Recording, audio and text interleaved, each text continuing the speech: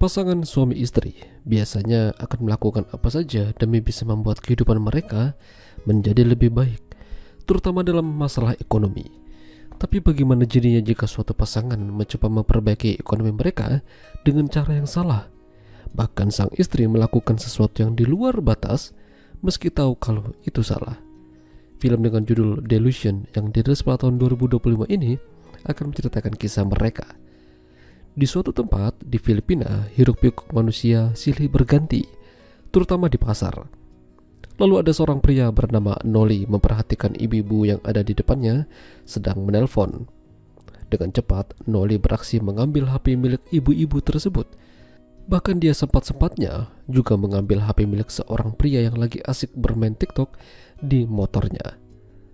Noli berusaha kabur secepat mungkin supaya tidak tertangkap, hingga akhirnya dia berhasil lolos dan kembali bersama istrinya yang bernama Esme.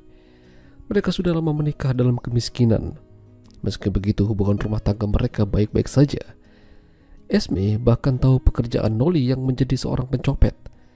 Dia tidak masalah akan hal itu. Yang terpenting baginya mereka bisa makan untuk hari ini, esok, dan lusa. Setelah makan, Noli dan Esme lanjut melakukan hal yang sepatutnya dilakukan oleh suami dan istri. Mereka ini bagaikan pasangan yang seperti anak-anak, belum pantas dibilang dewasa. Makan pentol di taman, lihat orang yang sepertinya berduit lalu beraksi. Esme bahkan juga menjadi pelaku pencopetan namun dengan cara yang lebih halus.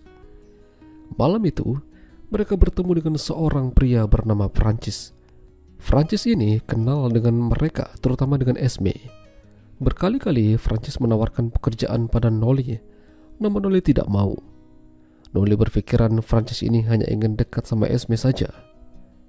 Noli berjanji pada Esme, suatu hari nanti dia akan mencari pekerjaan yang lebih baik dan halal. Jadi anak mereka nantinya tidak akan makan dari hasil perbuatan jahat. Romantisme mereka ini membuat Esme tidak ingin jauh-jauh dari Noli. Meski kere, namun Noli sangat perhatian dan sayang kepadanya. Suatu hari, datanglah teman Noli sesama pencopet. Temannya itu menawarkan pekerjaan untuk Noli. Temannya mengatakan kalau ada target yang bagus buat mereka. Sepasang suami istri kaya berada di taman dengan keadaan yang cukup lengah. Temannya yakin kalau Noli pasti bisa mengambil tas milik istri dari pasangan itu karena dia lebih cepat. Namun, ketika tas sudah di tangan, Noli dikhianati oleh temannya. Temannya merampas hasil curiannya, lalu Noli mendapatkan tikaman di perutnya. Alhasil, Noli dilarikan ke rumah sakit dan dirawat di sana. Tentu saja ini menjadi beban untuk mereka. Bagaimana caranya Esme membayar biaya rumah sakit? Sementara tabungan saja mereka tidak punya. Malam itu, Esme benar-benar kalut dan galau. Apakah lebih baik dia menjual HP-nya saja?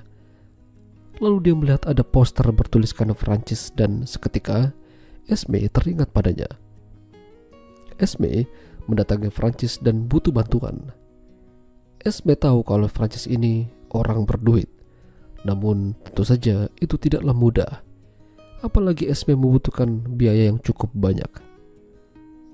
Esme menceritakan apa yang telah terjadi pada Noli dan kenapa dia butuh uang. Francis menawarkan pekerjaan untuk Esme, namun mungkin Esme bakal lama mengumpulkan uang untuk menutupi biaya rumah sakit. Jadi ada jalan pintas.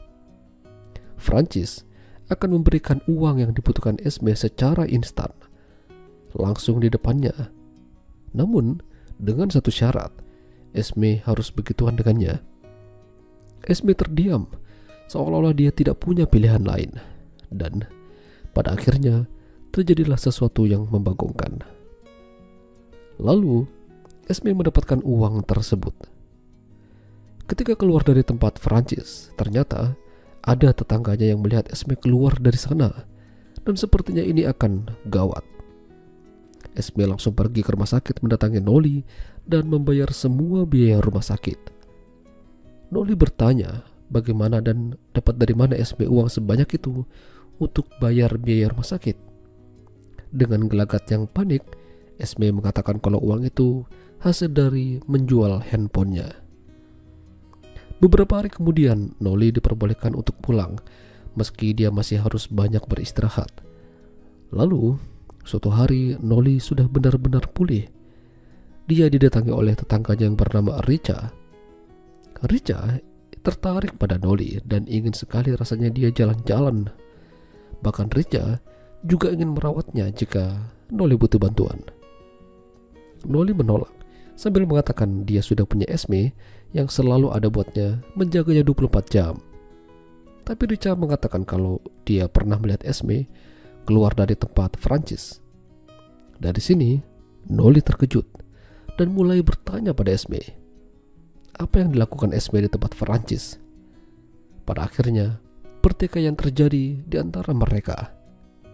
Bahkan, kepercayaan Noli pada Esme mulai menurun. Ketika Esme pergi, diam-diam Noli mengikutinya dari belakang. Ternyata Esme sedang menjual barang-barang miliknya pada orang lain. Namun, Noli mengira kalau itu adalah Francis dan dihajar olehnya. Gara-gara itu, transaksi Esme gagal. Noli semakin tidak karuan. Apalagi suatu malam, Noli memergoki Francis memaksa Esme buat begituan dengannya di rumahnya sendiri. Terjadi baku hantam dan Noli makin tidak bisa berpikir jernih. Hampir setiap hari, Noli selalu mengelak jika diajak berbicara dengan Esme. Bahkan ketika Noli ingin begituan sama Esme, dia melakukannya dengan cara yang kasar. Noli yang bingung dan pusing, lantas didatangi oleh Richa yang mengambil kesempatan itu. Dia memancing Noli supaya mau nganu dengannya. Sejak saat itu, Noli sudah tidak bisa diandalkan lagi untuk menjadi pencopet. Alhasil, Esme yang bertindak. Sayangnya, Esme tidak bisa melakukannya tanpa Noli. Dia tertangkap, lalu dihajar. Noli yang melihat ada lebam di tangan Esme merasa kasihan. Seharusnya dia yang bekerja, bukan Esme. Mereka mencoba kembali bekerja sama dalam beraksi. Namun setelah itu, konflik kembali muncul. Karena Noli masih tidak bisa melupakan bayang-bayang Francis begituan dengan Esme. Suatu malam, Noli bersama Richa lalu diantar pulang. Noli melihat ada Francis di rumahnya bersama Esme. Dia mengambil pisau dapur lalu berniat menikam Francis. Sayangnya, itu hanya halusinasinya saja. Yang Noli tikam ternyata adalah Esme. Tidak ada Francis di sana. Sejak kejadian itu, Noli dirawat dan dimasukkan ke dalam rumah sakit jiwa. Esme mengunjunginya berharap Noli bisa kembali normal. Noli ingin berubah. Dia tidak ingin lagi menjadi pencopet dan ingin mencari pekerjaan yang lebih baik dan halal. Itulah tadi alur cerita film Delusion.